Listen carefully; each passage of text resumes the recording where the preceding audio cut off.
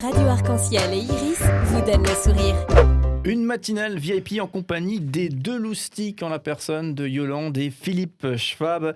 Ils nous parlent du couple et de l'idée de prendre soin de son couple avec un événement le 13 juillet, la sortie de 4 vidéos qui présentent 4 clés justement pour permettre à son couple de rester ou d'être pétillant dans la durée. Tout un programme et tout un défi, j'imagine que beaucoup espèrent relever. Alors justement, qu'est-ce que ça veut dire un couple pétillant, là, cet objectif Ça absolu. fait des bulles. Ça fait des bulles. C'est quoi un couple qui fait des bulles? Oui, le thème effectivement de ce pack, c'est plate ou pétillante.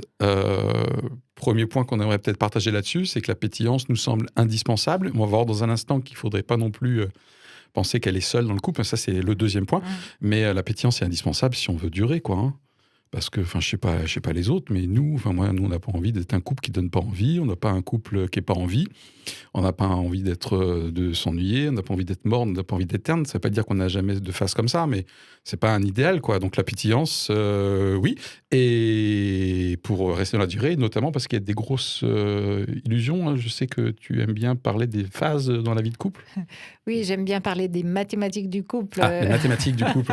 On va en perdre plus dans la relation. Voilà. Alors c'est un niveau. Enfin, bref. Ok. Bref. Non, simplement pour dire que quand le couple se forme au début, en général, on tombe amoureux. On tombe, c'est quelque chose qu'on ne maîtrise pas trop. Et là, c'est tout beau, c'est tout mignon, on a des étoiles dans les yeux, on idéalise l'autre, on est idéalisé aux yeux de l'autre, c'est juste génial. Et on a l'impression que, en fait, le couple va durer comme ça tout le temps. Et on va tous démarrer comme ça. Alors, c'est 1 plus 1 égale 1. Oui, pardon, j'ai oublié les maths en cours de route, tu m'as perturbé. Non, parce que j'ai fait peur avec le niveau de maths. Ouais. 1 plus 1 égale 1. C'est la première phase. La fusion. 1 plus 1 égale 1, c'est la fusion. Oui. Mais est-ce que ça, petite parenthèse, est-ce que c'est encore vrai? C'est trop compliqué.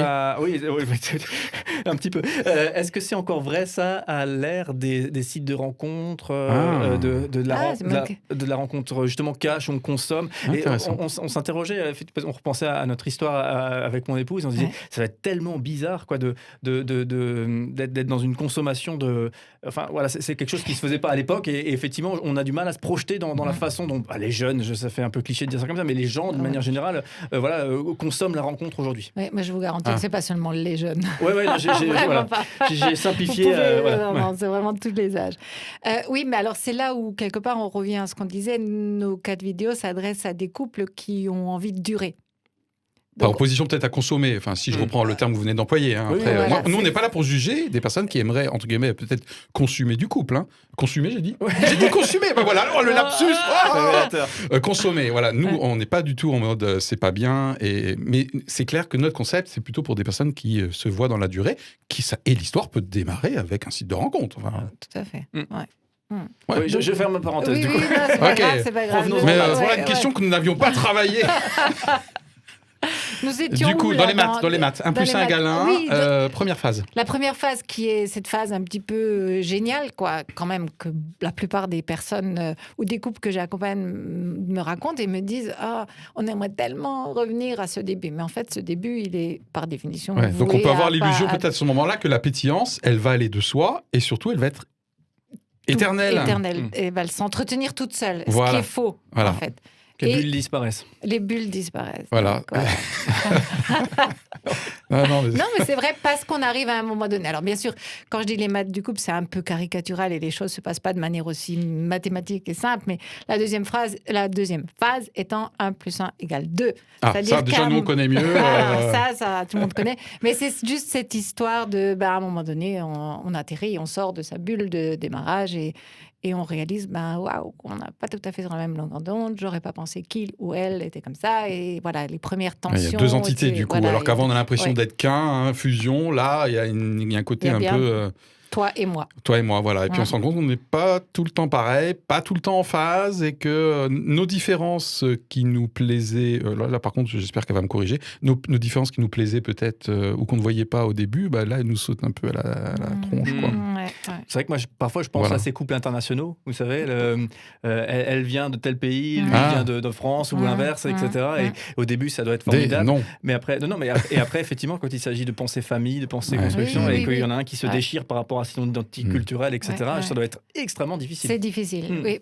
Ça n'est pas du tout quelque chose d'impossible, mais c'est vrai que tout élément de ce type-là, culturel, religion et ce genre de choses, rajoute des strates de complications et d'adaptation, etc.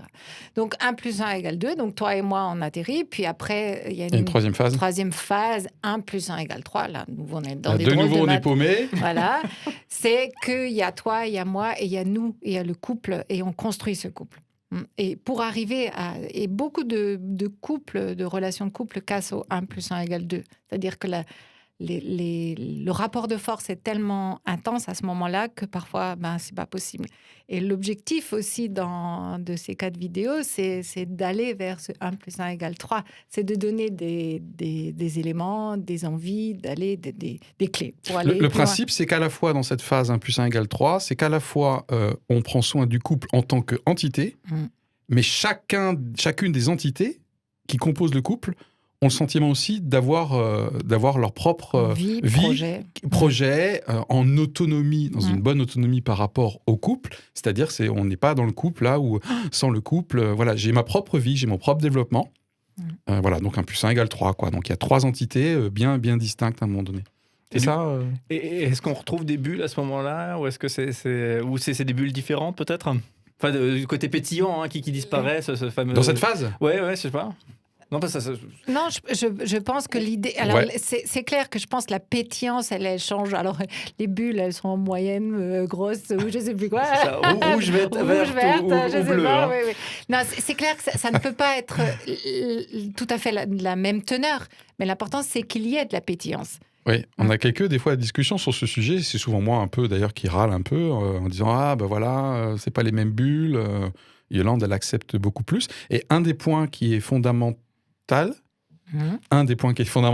dans cette phase 1 + 1 = 3, et ce qui peut être constitutif de bulles, c'est le fait d'avoir des projets ensemble.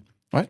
Alors après, chez nous, ça prend la forme d'un cabinet libéral, avec notamment ce projet, parce qu'on s'est aussi quand même beaucoup amusé pendant cette période de confinement à décliner la journée présentielle en vidéo. Moi, je me suis formé un peu aux techniques d'enregistrement, j'ai fait un fond vert, etc. Bon, bref, voilà, donc le fait d'être en projet en tant que couple, qui peut aller coexister avec le fait que chacun des 2 conjoints a ses propres projets parallèlement, on est vraiment sur une illustration de cette 3e phase. Et voilà. Que dire aux couples qui ont des passions tellement différentes, qui n'arrivent pas à se retrouver sur justement des projets communs? Alors, je mets peut-être de côté les enfants, bien sûr, c'est peut-être le projet commun par excellence, mais les enfants peut-être grandissent et quittent le nid aussi, ou peut-être qu'il n'y a pas d'enfants dans le couple. Et que dire à ces couples qui s'aiment, qui sont très différents et qui ne se retrouvent pas sur des projets, des passions communes? Je ne suis pas sûre que ce qui est en commun soit toujours... forcément sous forme de projet précis ou de passion, mais je ne sais pas. Ça peut être des centres d'intérêt, ça peut... Des rituels peut-être aussi. Des rituels. De toute façon, si on est ensemble, on a été attirés l'un par l'autre par quelque chose. Et c'est peut-être ce quelque chose qu'il faut arriver à nommer et qui peut prendre vraiment des formes très, très différentes en fonction des couples. Et il n'y a pas de règles. Il y a des couples qui ont besoin de beaucoup de choses en commun pour se sentir bien. D'autres peuvent se sentir bien avec des points communs, mais qui peut-être ne sont pas si nombreux que ça. Qu'importe, l'important, c'est la satisfaction des 2. Je ne sais pas si je suis claire. Il n'y a pas un pourcentage du nous qui doit être atteint pour tous les couples le même. Vraiment, c'est très variable. Mais ce qui est important, c'est qu'il y ait une vraie satisfaction. Et j'ai aussi envie de dire une espèce de... Comment dire alors, je cherche mes mots... de remise à niveau, entre guillemets. C'est pas la même chose au début, c'est pas la même chose au bout de 20 ans. Simplement de revoir les choses, de refaire le point, parce qu'on change. Ouais. Et puis alors, il faut aussi accepter que... Parce que, OK, plate ou pétillante, en gros, on milite pour plutôt une vie de couple pétillante. Mais le deuxième point que vous voulez aborder, qu'on a annoncé tout à l'heure, pour rester dans la durée pétillant, paradoxalement, il faut aussi accepter que nous aurons des phases plates.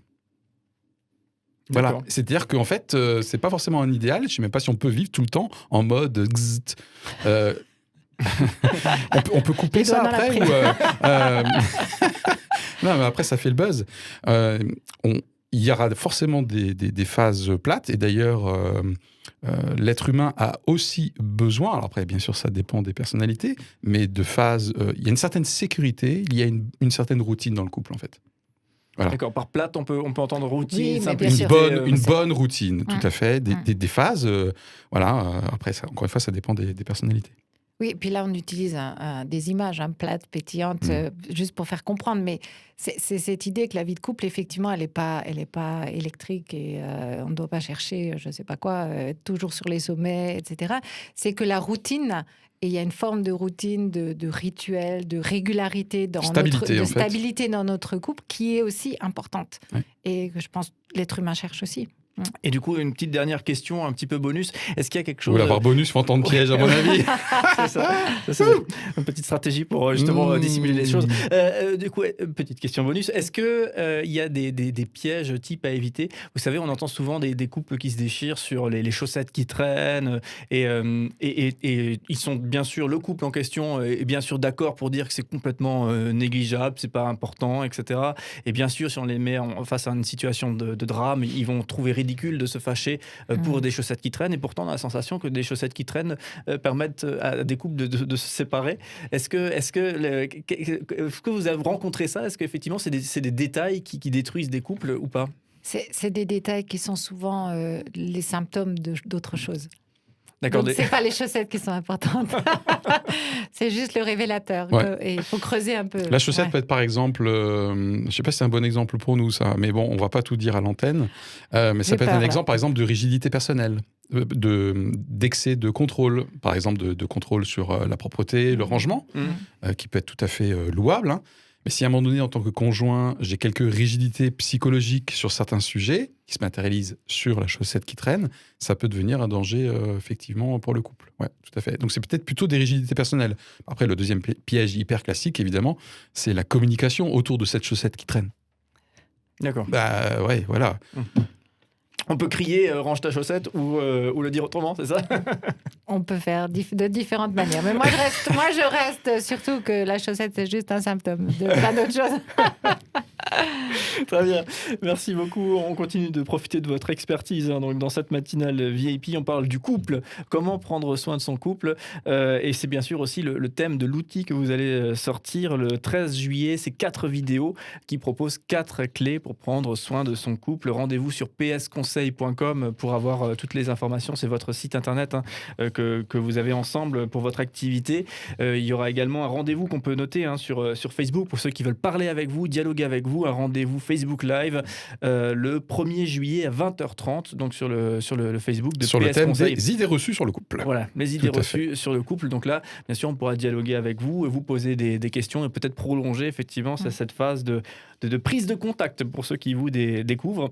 Et puis effectivement, bien sûr, rendez-vous le 13 juillet pour effectivement ces 4 vidéos qu'on va pouvoir déguster et ces 4 clés qu'on va pouvoir s'empresser d'appliquer dans nos couples respectifs. Allez, restez bien avec nous, les deux loustiques, Yolande et Philippe Schwab. On vous retrouve tout à l'heure pour continuer cette matinale VIP ensemble.